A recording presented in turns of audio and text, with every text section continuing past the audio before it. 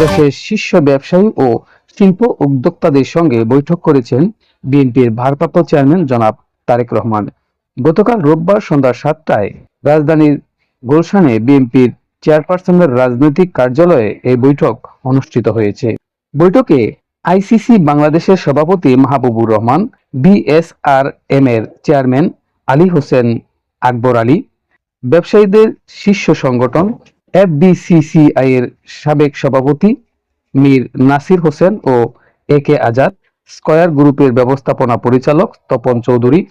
BTM এর সাবেক সভাপতি মতিন চৌধুরী, বিসিআই সভাপতি আনোয়ারুল আলম চৌধুরী পারভেজ,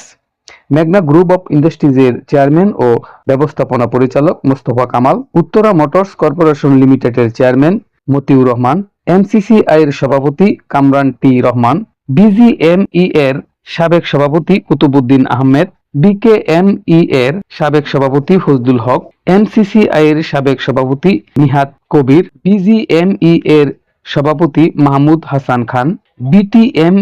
এর সভাপতি শওকত আজিজ, বিকেএমই এর সভাপতি Mohammad Hatem, steel mill works অ্যাসোসিয়েশনের সভাপতি জাহাঙ্গীর আলম, আইসিসি বাংলাদেশের নির্বাহী সদস্য ও ট্রান্সকম গ্রুপের সিইও সিমিন রহমান, প্রাণ গ্রুপের চেয়ারম্যান ও সিইও আহসান খান চৌধুরী উপস্থিত ছিলেন। এছাড়া বিএবি এর সভাপতি আব্দুল হাই সরকার, সিকম গ্রুপের ব্যবস্থাপনা পরিচালক আমিরুল হক,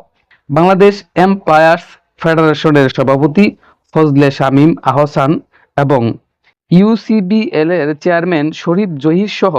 বিএনপির স্থায়ী কমিটির সদস্য আমির খসরু মোহাম্মদ চৌধুরী ও